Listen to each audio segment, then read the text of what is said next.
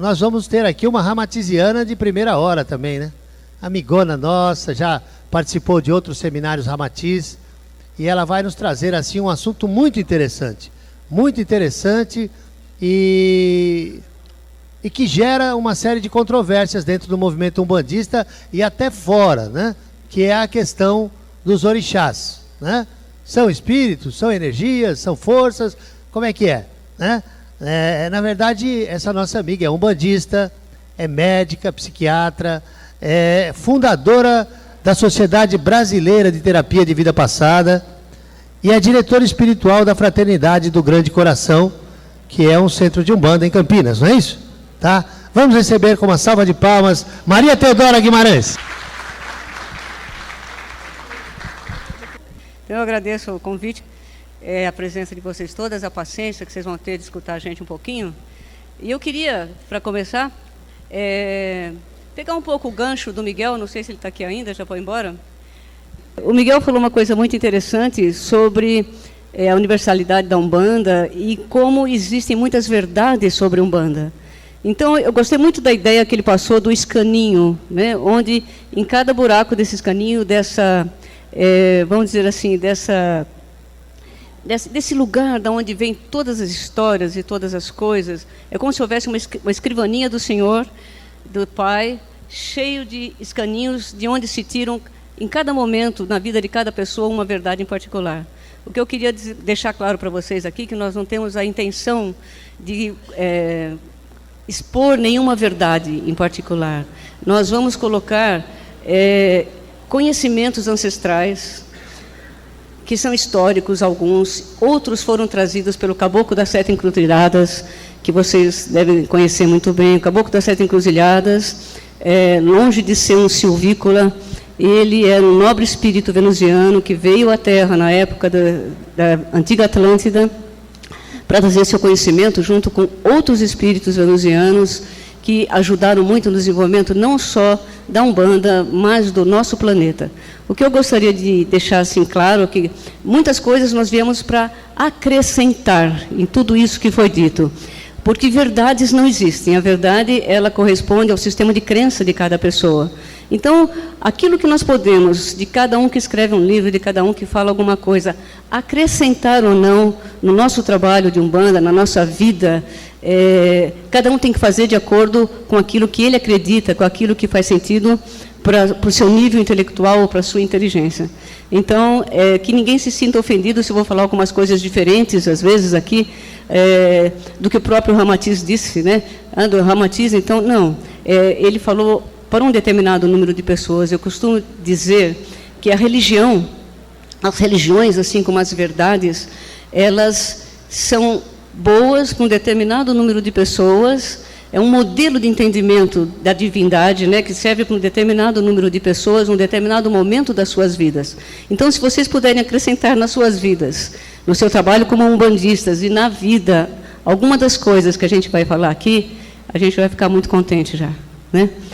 Nós vamos falar um pouquinho para vocês da magia dos orixás. Aquele é o nosso site da Fraternidade do Grande Coração. Nós vamos disponibilizar toda essa palestra lá no site. Se alguém quiser saber mais algum conhecimento, vai estar tudo lá, assim como os da Rosana também. E todas as outras informações que foram trazidas pelo Caboclo das Sete Encruzilhadas vão estar disponíveis para todo mundo, tá, gente? Nós gostaríamos de falar, então, um pouco da magia dos orixás. Para a gente falar de magia dos orixás, nós temos que falar daquelas três coisas, né? Vontade, sabedoria e atividade. Então, como é que se processam? O que é um orixá? Como é que se processa essa magia? Nós gostaríamos de falar para vocês não só da magia dos orixás, mas dessa magia que todos nós podemos fazer no nosso dia a dia. Nós somos muito dependentes dos nossos guias, somos dependentes dos santos, somos dependentes dos protetores. Nós estamos sempre esperando que alguém, uma entidade, um ser de luz qualquer, venha fazer por nós aquilo que muitas vezes é apenas a nossa obrigação. Não é verdade? Então, é como se nós pudéssemos fazer os nossos próprios milagres também. Para a gente poder entender um pouco de orixá, nós temos que entender o que é que significa o termo orixá.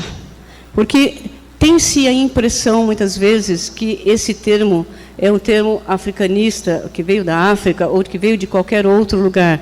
Muita gente acham que orixá é uma entidade ou que orixá é um ser misterioso. Então, não se trata nada disso. Nós vamos aqui pôr um pouquinho para frente, para nós começarmos a entender de onde vem a origem dessa palavra, do que se trata isso tudo. Na verdade, o termo orixá a gente colocou ali porque ele tem a mesma origem da palavra umbanda, da própria umbanda em si. Ele vem de uma língua que era chamado idioma sagrado. A gente pode contar um pouquinho o que é que isso aconteceu. Nos templos da luz da antiga Atlântida, começou-se a fazer um ritual através dos magos brancos que atuavam naqueles centros para combater a magia negra, que conforme os espíritos de outros planetas começavam a reencarnar na Terra, começou a graçar a magia negra. E os magos brancos da antiga Atlântida, então, ficou melhor agora, né? Os magos brancos da antiga Atlântida tiveram que desenvolver um culto para poder começar, isso a grosso modo, né, para começar a combater a magia negra.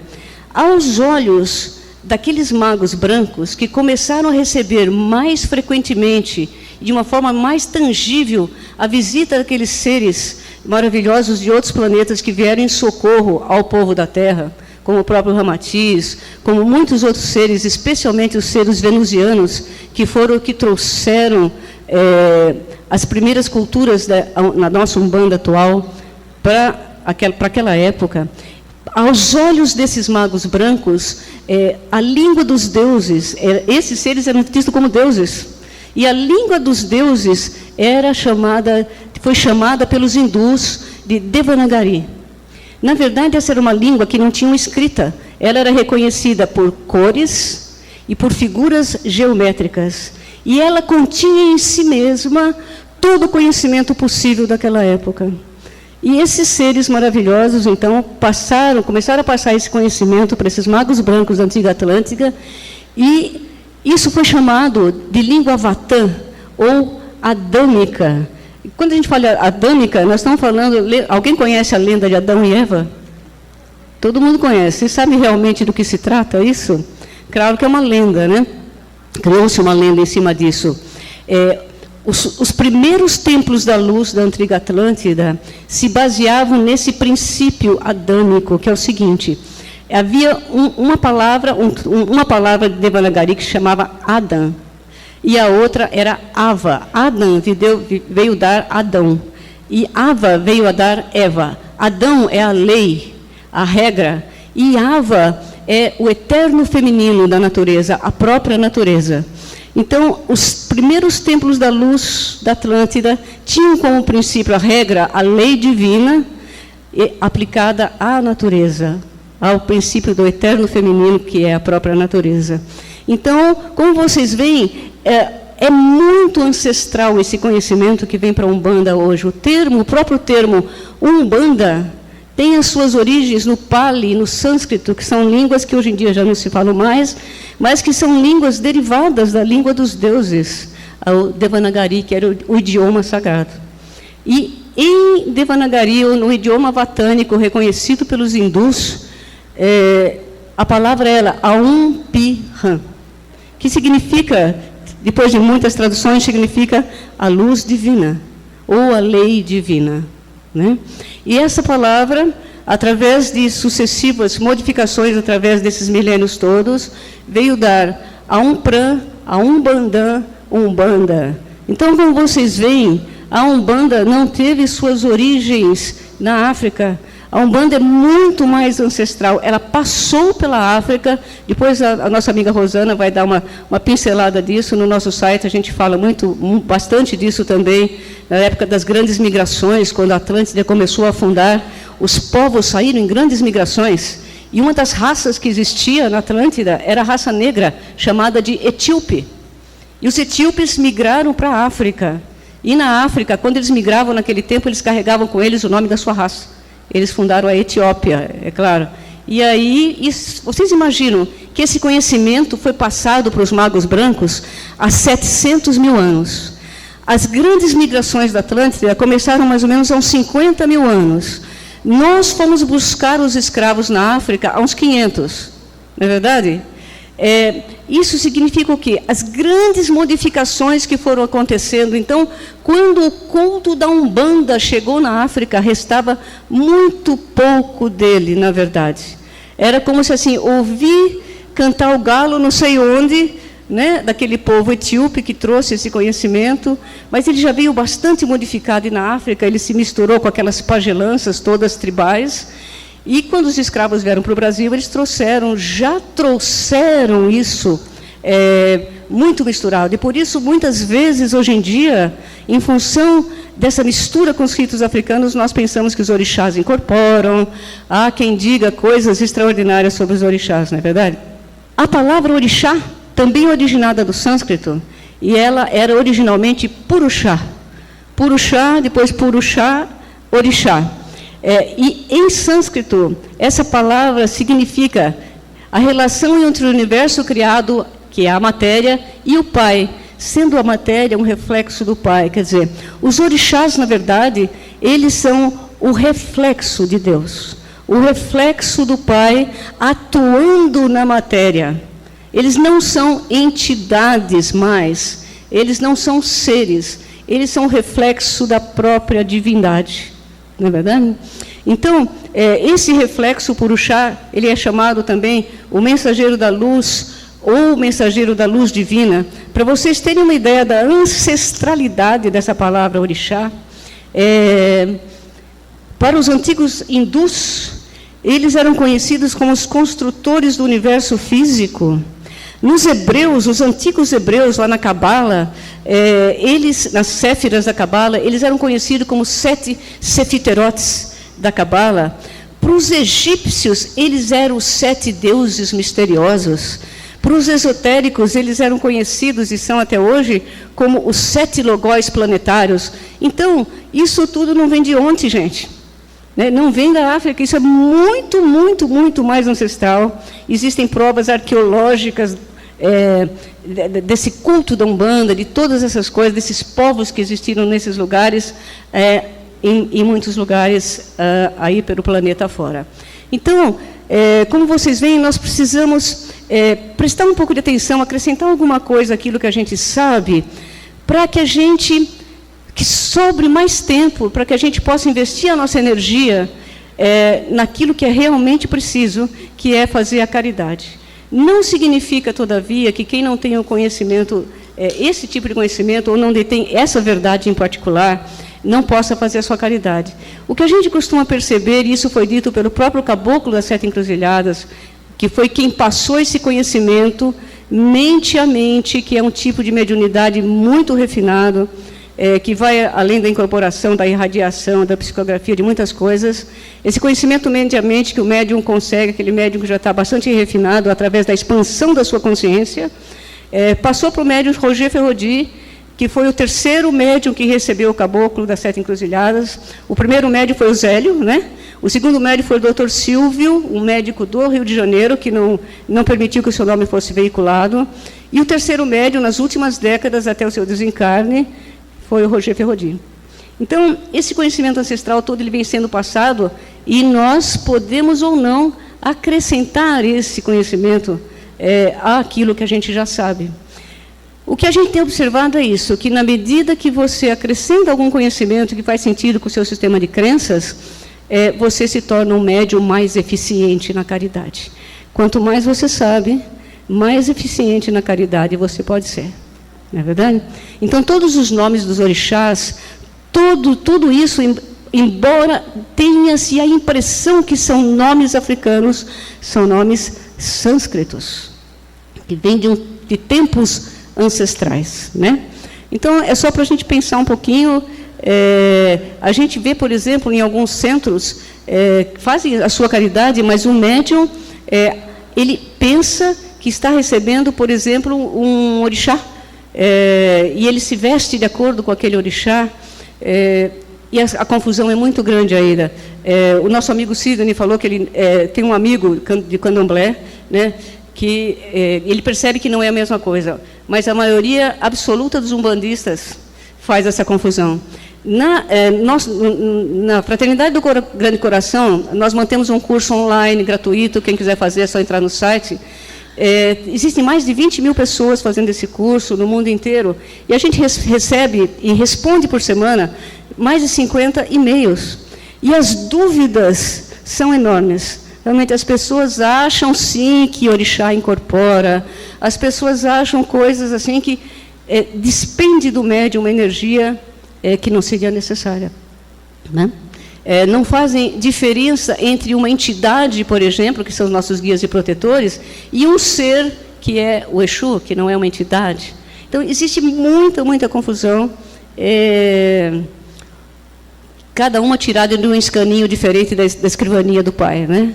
Então, se nós pudermos ir começando lentamente, colocando todos os nossos papiros num mesmo escaninho, nós vamos ser mais eficientes. Você pega o seu conhecimento, pega do outro, tudo aquilo que foi passado por esses guias maravilhosos, e vamos trabalhando e tocando isso para frente. É preciso que se saiba que o Caboclo das Sete Encruzilhadas, o Tamantaê, esse ser venusiano, que a história também está toda contada lá no site, ele nunca veio dizer que a Umbanda, como alguns dizem, é a religião do futuro. Não.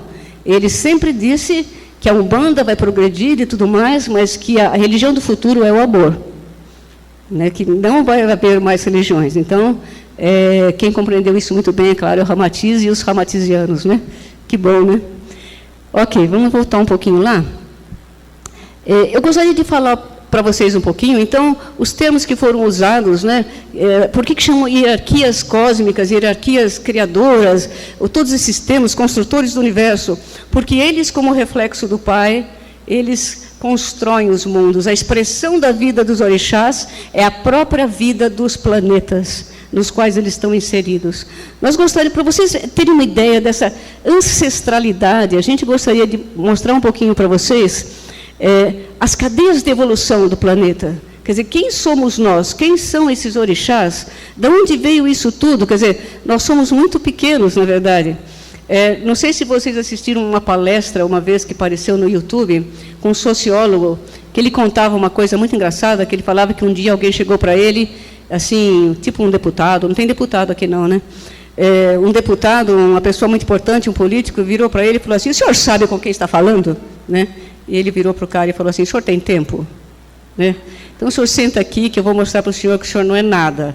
Então, quando a gente pensa numa coisa dessa, de milhões e milhões e milhões e milhões de anos, assim, tempos incontáveis na nossa matemática, que extrapola muitíssimo aquilo que a gente compreende como tempo, nós realmente não somos nada, né? Vai ter uma caminhadinha, assim, mais ou menos, até que um dia a gente possa virar um orixá, né? Já pensou? Vai custar um pouquinho, né? Não muito. Então, vamos mostrar para vocês um pouquinho isso aqui. Essa aqui é uma visão teosófica, mas como ela é mais universal, em vez de pegar uma visão hebraica da Cabala, ou pegar uma coisa mais complicada, eu só queria mostrar para vocês. Então, aqui, ó, esses são os orixás. Aqui em cima, os esotéricos chamam isso de Logos, mas é Deus, né? O nosso Deus, o bom e velho Deus, né? Que está lá em cima.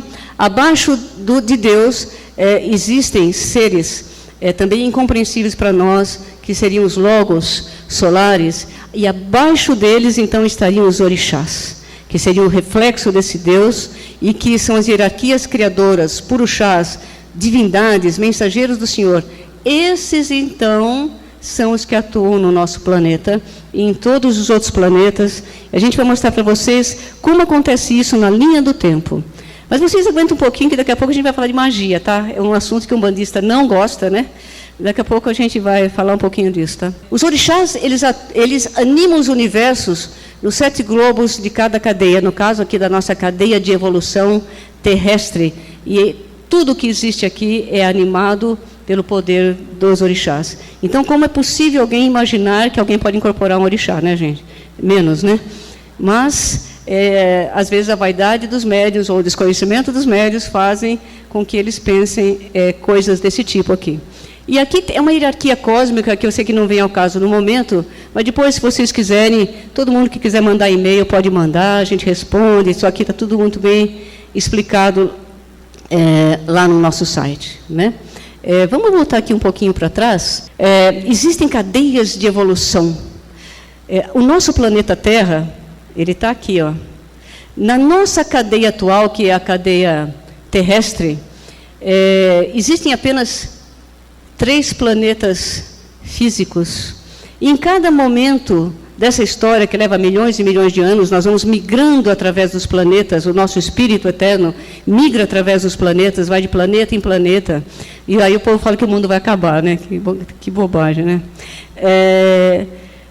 Quando a vaga de vida, a gente fala assim, quando a vida está nessa cadeia em particular, porque existem muitas outras cadeias de evolução, por exemplo, os venusianos que vieram em socorro à Terra, ou o pessoal de Sirius, Orion, as Pleiades, eles são de outras cadeias de evolução. Existem muitas cadeias de evolução no planeta, no universo. Então, você imagina quem somos nós, né?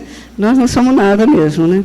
Então, nesse nosso planeta, quando a vida está aqui, toda a atenção de Deus está voltada para este planeta.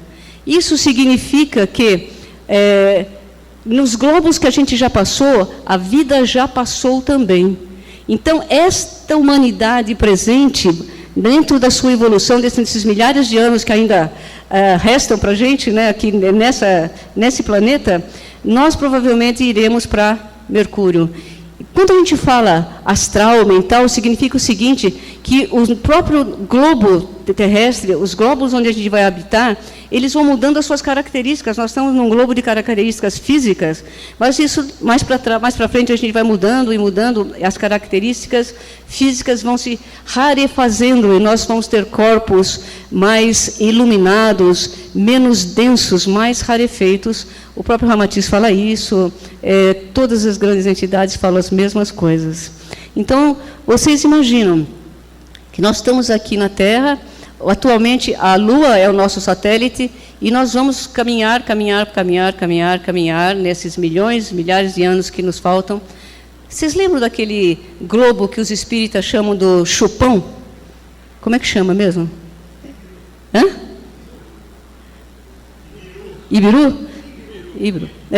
Aqui a gente chama assim, bondosamente, do planeta intercatenário, né? Quer dizer, as pessoas que já não conseguem, os espíritos que já não conseguem acompanhar a evolução por o amor aqui no planeta, eles já estão sendo levados para esse globo intercatenário. Vocês podem perceber que existem grandes desencarnes em massa, não é verdade? Muitas tragédias acontecendo no planeta, grandes maremotos, terremotos, que a gente fica profundamente condoído, né, com tudo, mas é aquele mal necessário, e essas pessoas estão sendo levadas para cá, e no futuro eles vão reencarnar um mundo mais atrasado, como nós mesmos já fizemos um dia, né? E nesse mundo mais atrasado, eles vão ser, os deuses, eles vão ser aquelas pessoas que vão trazer todo aquele conhecimento ancestral para aquelas pessoas que ainda pouco sabem. Tinha vários clientes meus que passaram por esses mundos e vieram para a Terra muito saudosos, muito sofridos, quando tiveram que abandonar os seus mundos e vir habitar um mundo tão primitivo como a Terra. Vocês conseguem imaginar vocês vivendo no meio da floresta, sem água encanada, micro-onda, internet, eletricidade? Que maravilha, né? Então, esses homens olhavam para as estrelas e sentiam saudade, né, dos seus antigos planetas e, pela bondade divina, recomeçaram a sua evolução. E é exatamente o que vai acontecer para as pessoas que estão indo para esse globo intercatenário. Então, eu sugiro que todo mundo seja bonzinho, tá? Né? Porque, senão, nós vamos parar lá, né? Isso vai... E quando a gente escreve aqui a palavra de Jesus, né, conhecei a verdade, ela vos libertará. Ela nos liberta de a gente gastar a nossa energia com coisas que não têm sentido ou com coisas que não fazem sentido com o nosso sistema particular de crenças. Então, é isso que a gente está dizendo, mostrando para vocês da onde vem essa ancestralidade da Umbanda. Os espíritos que vieram aqui vieram de outras cadeias. E os orixás, para vocês terem uma ideia, foram seres, vamos chamar de pessoas, mas a gente não tem nem como entender isso, foram pessoas que encerraram a sua evolução em cadeias anteriores, muito anteriores, muito anteriores. Isso significa, então, que na nossa evolução, a caminho do Pai, a caminho da luz, um dia, quem sabe, né, alguns escolhidos poderão virar orixás em outros planetas, né? Vai demorar um pouquinho só, né? Mas a gente chega lá, né? Então, voltando aqui, nós gostaríamos de mostrar para vocês, já que a gente viu o tempo que leva, quer dizer, a ancestralidade disso tudo, as características dos orixás. Na verdade, é um material um pouco extenso, que vocês podem acessar o site, e tem todas essas informações lá, mas só para vocês terem uma ideia, a gente vê que cada centro espírita elege, vamos dizer assim, por conta da tradição oral da Umbanda, que era mesmo o pedido, né, do Caboclo das Sete Encruzilhadas, ele fez questão que a tradição fosse oral, ele não deixou nada escrito, ele podia deixar um tratado, né? Ele não deixou nada escrito porque ele queria realmente que esse culto se disseminasse para o maior número de pessoas possível, no menor espaço de tempo possível. E foi o que aconteceu realmente. E no devido tempo, voltaria para trazer as novas mensagens, como trouxe com o Dr. Silvio, com o Roger Ferrodi. Então, esses são os orixás que estão atuando no nosso planeta. Cada um de nós não temos um orixá, como muitas pessoas pensam. Cada um de nós nasceu sobre a vibração de um orixá. A cada momento do nosso tempo, existe sobre o planeta uma influência maior de um determinado orixá, dependendo da data do nosso nascimento. Isso significa que cada um de nós terá como guia, vamos dizer, um guia enfeixado naquela linha específica daquele orixá. A isso se dá o nome de vibração original. Tá? E provavelmente esse guia vai dar manifestação através dessa pessoa e tudo mais. Mas, conforme a gente vê aqui são as sensações, tal. Queria mostrar uma coisa para vocês, que é uma coisa que perguntam muito para mim. O Baloaiê, na verdade, é um orixá. 5 orixás já passaram com 5 cadeias de evolução, e o Baloaiê também já passou, o orixá que já passou. Mas o Baloaiê é a contraparte masculina de Iemanjá, e ele está voltando, por amor à terra, a trabalhar na linha de Iemanjá. Então, achei muito interessante a saudação ao orixá oculto da Umbanda, né, que é o Baloaiê. Né? Pouca gente conhece, faz muita confusão com esse orixá. Ele está voltando para trabalhar na linha de Iemanjá. O centro de vocês é firmado em Iemanjá? É isso? Né? Parece, né? Então, tinha tudo a ver mesmo. O que acontece? Uma pessoa, por exemplo, você vê que não é orixá, hein? Cada entidade enfeixada dentro daquela vibração. Então, por exemplo, os guias enfeixados em Oxalá são guias da mais alta estirpe, que dão aulas, fazem orientação. Os guias enfeixados na vibração de Ogum são guias que trabalham como demanda. Né? A gente ouviu falar aí que um bandista faz despacho. O bandista não faz despacho em hipótese nenhuma, ele faz demanda, que é combater aquilo que foi feito. Né?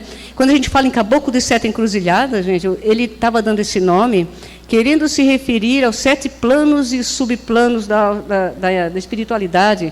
Ele em nenhum momento se referiu às encruzilhadas aqui da Terra, nem de mata, nem de cachoeira, nem de coisa nenhuma. Ele se referia aos planos e subplanos do astral. Depois, quando a Rosana falar de Exu, ela vai falar um pouquinho disso para vocês, né? De onde vêm esses nomes, do que se trata. É muito, muito interessante como a tradição oral deturpou um pouquinho esse conhecimento. Por exemplo, um médium que é enfeixado na linha de Iori seriam as crianças, né? Nasceu naquela determinada época do ano, onde a influência de Iori era muito forte no planeta. E Iori é uma entidade, quer dizer, as entidades de Iori, elas não dão atendimento. Né? Aí ele vai falar assim, então eu não vou trabalhar na Umbanda, né? Porque não dá atendimento, como é que faz? Né? O que acontece é assim, as entidades que dão atendimento, 99% das vezes, são as entidades enfeixadas na linha de Oxóssi, que são realmente os caçadores de almas, são aqueles que realmente dão consulta, e também Iorimá. Iorimá até dá consulta, que são os nossos pretos velhos, né? Mas eles trabalham mesmo com magia, porque os pretos velhos, na verdade, são os grandes magos do Oriente. Né, na sua maioria, os magos persas que vieram bondosamente, como vários amigos já falaram, travestidos de preto velho, né? E é muito interessante vocês saberem disso. Por exemplo, quando um médium está irradiado por uma entidade que está enfeixada em determinada linha, um dos seus chakras é vibrado por aquela entidade. No caso dos pretos velhos, que veio corroborar com essa, é tudo pretinho velho, o chakra que é vibrado é o chakra sacro. Então, o médium, sem querer, faz assim. Aí todo mundo fala, ó o velhinho lá. Entendeu? É que o médium não consegue. Então, o médium tem a impressão que ele está incorporado por um velhinho mesmo. E ele não faz aquilo de propósito. É que o chakra vibrado é aquele. Quando, por exemplo, a entidade que está dando comunicação, ela está enfeixada na linha de Ogum, esse é o chakra que vibra. Aí, então, o caboclo de Ogum é aquele cara, né? Que parece que ele é o máximo, né? Que vem para demanda. Nada disso, né? É uma entidade maravilhosa e doce como todas as outras. Mas este chakra é o vibrado, então ele tem aquela postura, né? É muito, muito interessante. Esse tipo de conhecimento faz com que o médium seja muito eficiente. Ele sabe exatamente de que linha é a entidade comunicante, né? É muito interessante. Quer dizer, não significa, por exemplo, no caso de Ori,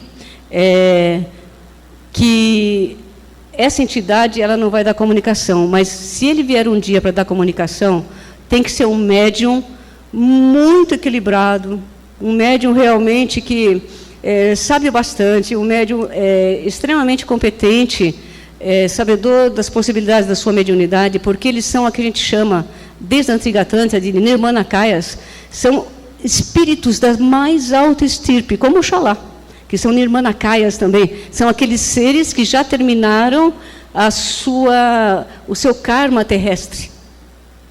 São espíritos de alto nível. Então, existe a grande confusão na Umbanda, uma das coisas, né, entre muitas outras, isso independe de fazer caridade ou não, hein, gente?